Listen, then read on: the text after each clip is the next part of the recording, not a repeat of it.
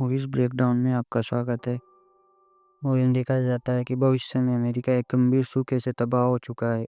अधिकांश लोग वहां से चले गए हैं, लेकिन होम परिवार वहीं बना हुआ है क्योंकि पिता अर्नेस्ट को लगता है कि अगर उन्हें कुछ पानी मिल जाए तो पौधे फिर से उग सकते हैं। एक दिन अर्नेस्ट के खेत में एक छोटी इमारत में घुसने के लिए दो चोर ताले को जलाकर तोड़ने की कोशिश करते हैं। अर्नेस्ट उन्हें रंगे हाथ पकड़ लेता है और गोली चला देता है, लेकिन अर्नेस्ट को बंदूक दिखती है और वह पहले ही उसे गोली मार देता है। अर्नेस्ट इस सब के बाद छोटी इमारत का ताला खोलता है, जिससे एक पंप दिखाई देता है। दुर्भाग्यवश वह उन्हें कोई पानी नहीं देता है, इसलिए उन्हें अपने खच्चर को बिना पानी के चलने के लिए मजबूर करना पड़ता है। दोनों अर्नेस्ट और जेरोम सफर जारी रखते हैं और वाटरमैन से मिलते हैं। वाटरमैन एक ऐसा समूह है जो सरकारी समझौते के जरिए गहरे कुओं से निकाले गए पानी का वितरण करता है। अर्नेस्ट उन्हें कुछ सामान देता है और वे बदले में उसे पानी देते हैं, और जेरोम को याद दिलाता है कि इन लोगों को नाराज नहीं करना चाहिए क्योंकि वे खतरनाक हैं। उन्हें व्यापार करना चाहिए और जल्दी से निकल जाना चाहिए। घर लौटते समय उनका खच्चर बुरी तरह घायल हो जाता है। जानवर दर्द में होता है, इसलिए अर्नेस्ट उसे मारकर उसकी पीड़ा को समाप्त कर देता है। जेरोम रोता है, लेकिन कसम खाता है कि वह यह कर सकता था। जब वे आखिरकार खेत पर पहुंचते हैं, जेरोम की बहन मेरी उन्हें खाना परोसती है। फिर वह बर्तन मिट्टी से साफ करती है, जबकि अर्नेस्ट रेडियो सुनता है और जेरोम जानवरों की तस्वीरें बनाता है जो उनके एकमात्र शौक हैं।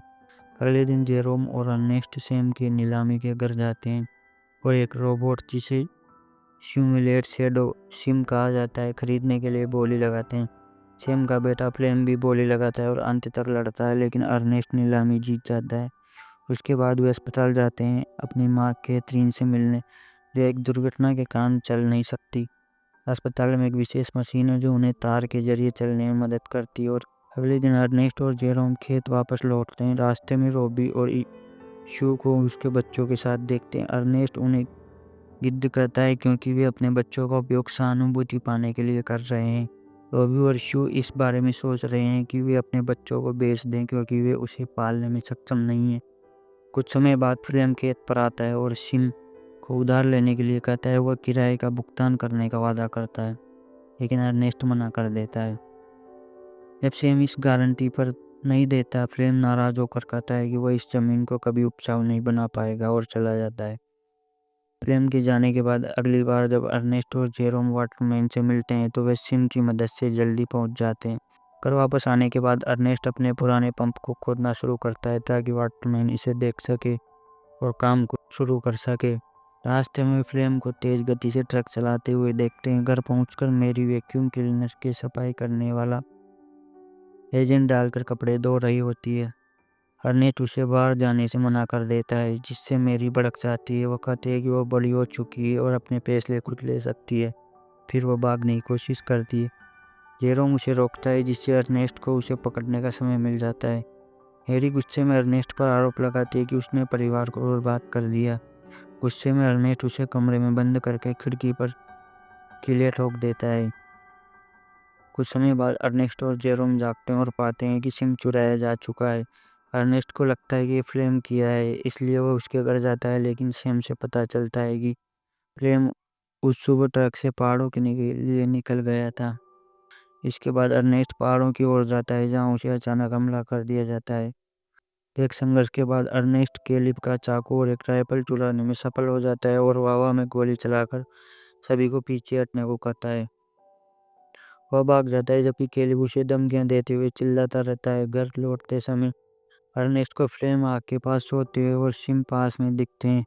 उसने मशरूम और आपूर्ति चुराई ताकि अर्नेस्ट को बुरा दिखा सके। अर्नेस्ट सुबह उन्हें तक का इंतजार करता है और उसे राइफल के साथ जगाता है। फिर वह फ्लेम को सिम से बांधता है। अंततः वह दोनों इतने प्यासे होते हैं कि लंबे समय तक जीवित नहीं रह सकते, और फ्लेम अर्नेस्ट से पानी पीने के लिए रुकने के लिए कहता है, लेकिन वह शराब की आपूर्ति लेकर आता है, पानी नहीं। और जल्दी अर्नेस्ट अपनी लत के कारण नशे में हो जाता है। फ्लेम केवल नाटक करता है कि वह पी रहा है, जबकि वह दावा करता है कि केवल उसकी जान चाहता है, इसलिए उसने मशीन को केवल अपनी जान बचाने के लिए चुराया। यह फ्लेम की योजना थी, और वह मौके का फायदा उठाकर अर्नेस्ट को एक चट्टान से मारता है, जिससे उसका सिर चट्टान से टकरा जाता है। जब वो खून बहाता हुआ बेहोश हो जाता है, अर्नेस्ट को कैथरीन की कार दुर्घटना की याद आती है, जो उसकी पीने की आदतों के कारण हुई थी। बाद में जब अर्नेस्ट जागता है तो वो सिम से बंधा होता है और फ्लेम उसे अपने मुंह में शराब डालता है पागल की तरह चिल्लाती हुई। इसके बाद फ्लेम फ़ोन पर जाता है और मेरी उसकी बाइक पर कूदकर उसके साथ भागने के लिए तैयार हो जाती है। अर्नेस्ट के बारे में चिंता करते हुए जोरम उसे ढूंढने का निर्णय लेता है। रात होने पर वो उसे वाटरमैन के कैंप में पाता है, जहाँ लोग उसे बताते हैं कि उसने पिता का निधन मशीन के साथ एक दुर्घटना में हुआ था। फ्लेम उन्हें अपने ट्रक में उठाकर घर ले जाता है। फार्म पर एक गुस्साए हुए जेरोम ने सिम को हथेले से मारना शुरू कर दिया, तो फ्लेम उसे रोकने आता है। वह समझाता है कि दुखी होना कठिन होता है, लेकिन ताकि वह भाई बहन की मदद कर सके। वो जेरोम को चौंका देता है जब वह मेरी को गर्भवती होने का ऐलान करता है। दोपहर में फ्लेम वाटरमैन को आपूर्ति पहुंचाता है और केलिप से फार्म पर पानी की पाइपलाइन लगाने को कहता है। शुरू में केलिप मना कर देता है, लेकिन अचानक फ्लेम उसे अर्नेस्ट की मौत का दोषी ठहराता है, क्योंकि केलिप की राइफल और चाकू लाश के साथ पाए गए थे और उसे पिंक कलर से पानी मिले। अब परिवार असली शावर का भी आनंद ले सकता है। कुछ हफ्तों बाद जेरोम को जमीन पर एक छोटा पत्ता दिखाई देता है और धीरे धीरे जमीन अद्भुत पोतों से ढक जाती है। जश्न मनाने के लिए फ्लेम और मेरी शादी कर लेते हैं और एक दूसरे के हाथों पर अपनी शुरुआती अक्षर का टैटू बनवाती है। पार्टी के दौरान फ्लेम शराब पीता है और नेस्ट की मौत के बारे में सोचता रहता है। कुछ दिन बाद सेम फोरम पर 2 बैंक कर्मचारियों के साथ आता है। यह पता चलता है कि अर्नेस्ट का कर्ज बहुत बड़ा था और वे फ्लेम से इसे चुकाने को करते हैं। फ्लेम अपनी बाइक से घोड़ों को डराता है ताकि वह सख्त दिखे और सेम उसे डांटता है, समझाते हुए कि कोई भी जमीन नहीं खरीदना चाहता था। उस रात फ्लेम उसे अपनी ट्रक में डालता है और रोबी के उसके बच्चों के साथ उठाता है। वह दिखावा करता है कि वे कुछ कीमतों के बारे में पूछताछ करने जा रहे हैं। गोलियां चलाते हैं, जिससे रोबी की मौत हो जाती है। वे फ्लेम पर भी गोली चलाने की कोशिश करते हैं, जो भागते वापस जवाबी गोलीबारी करता है, मशीन को पीछे छोड़कर। अगले दिन फ्लेम बैंक को बच्चे के पैसों से भुगतान करता है, लेकिन वो भाई बहन से कहता है कि उसने सिम को रोबी को बेच दिया। इस बीच सिंह शहर पहुंचता है और उसके निर्माता केलिन द्वारा पाया जाता है, जो मालिक की जानकारी प्राप्त करता है और फॉर्म को कॉल करता है। इसलिए वो स्थानीय बाजार भागता है। वो फ्लेम को स्विच के साथ बात करते हुए पाता है।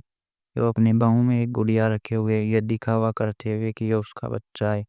यह देखकर जेरोम उनसे बात करने की कोशिश करता है, लेकिन फ्लेम जल्दी से स्विच को ले जाता है। लेकिन वह असल में सीमा पर बस पकड़ने जाता है। हालांकि गार्ड उसे पास नहीं करने देते, क्योंकि वो बिना अभिभावक के नाबालिग है। उसी समय एक नाव उसके पास आती है और कहती है कि अगर वह पैसे दे तो वह उसे पार करवा देगी, और एक नाव उसे मुर्गियों से भरे एक ट्रक में डाल देती है। केवल किस घंटों में ट्रक शहर पहुंचता है और जेरोम उसे पहली बार देखता है। वह एक नाव से मिलता है और वह उसे फैक्ट्री में ले जाती है, लेकिन वह केवल आधे पैसे लेती है। जाने से पहले जेरोम उसे पूछता है कि क्या उसने कभी अर्नेस्ट नाम के किसी आदमी से मुलाकात की है, लेकिन एक ना उस नाम को नहीं पहचानती। इसके बाद जेरोम केल्विन से मिलता है, जो उसे मशीन के सभी कार्य दिखाता है। यह पता चलता है कि सिंह की आंखें कैमरे हैं, जिन्हें और सिम ने जो कुछ भी देखा उसे रिपोर्ट किया है। जेरोम भावुक हो जाता है जब वो अपने पिता को फिर से देखता है, लेकिन यह डर में बदल जाता है जब उसे पता चलता है कि प्रेम ने अर्नेस्ट को मार डाला। यह पता चलता है कि प्रेम ने अर्नेस्ट को मशीन से बांधकर वाटरमैन के कैंप की दिशा में भेज दिया। जेरोम ऑफिस के बीच में टूट जाता है। शाम को फार्म पर पहली बार एक दशक में बारिश होती है। जेरोम जल्दी वापस लौटता है और ठंडा रहता है। प्रेम से पूछता है कि उसने सिम को कैसे वापस पाया। प्रेम भ्रमित होता है और बाड़े की जांच करता है। यह देखकर हैरान हो जाता है कि सिम बिना किसी नुकसान के खड़ा है। एक दोपहर फ्लेम जेरोम जानवरों का शिकार कर रहे हैं ताकि वे फसलों से दूर रहे। फ्लेम अपनी सभी गोलियां चूक जाता है और राइफल जेरोम को दे देता है। जब वे घर लौटते हैं, जेरोम राइफल को अपने कमरे में छुपा देता है। लंच के दौरान जेरोम कहता है कि उसे रोबी से कॉल आया था, जो फ्लेम को ढूंढ रहा था। इससे फ्लेम का मूड खराब हो जाता है और वो चिल्लाता है कि जेरोम झूठ बोल रहा है। तो फ्लेम कमरे में बाहर चला जाता है। अगले दिन फ्लेम को जेरोम द्वारा लिखे गए एक पत्र की प्राप्ति होती है, जिसमें रोबी के रूप में धोखा दिया गया है। जाने से पहले फ्लेम रायपुर को ढूंढता है और जेरोम कहता है कि उसने इसे मरम्मत के लिए दुकान में भेज दिया, क्योंकि फ्लेम ने कहा था कि यह ठीक से काम नहीं कर रहा था। फ्लेम को पकड़ने से बचने के लिए उसे मजबूर होना पड़ता है और वो टेबल पर अपने गुस्से के लिए माफी मांगता है। एक चाकू लेकर प्रेम चिम के साथ चट्टानों पर रोबी को पुकारने आता है। अचानक वो एक छुपे हुए गड्ढे में गिर जाता है और उसकी टांगें टूट जाती है। प्रेम दर्द से चिल्लाता है और मदद की गुहार करता है, लेकिन मशीन नहीं समझ पाती। उसी क्षण जेरोम आता है और केवल एक चट्टान हाथ में लिए प्रेम की ओर देखता है। इससे प्रेम को ये एहसास होता है कि लड़के को सच पता है। एक निराश प्रेम दया की भीख मांगता है। जेरोम उसे नजरअंदाज करता है और लगातार देखता रहता है। प्रेम वो गोली मार देता है, उसे मार डालता है। तब जेरोम घर लौटता है तो मेरी वो सोचने देता है कि प्रेम ने उसे छोड़ दिया, और उसे ये नहीं बताता है कि अर्नेस्ट की असली मौत कैसे हुई। फसलों से मिले पैसों की वजह से अब भी असली खाना खा सकते। Thanks for watching.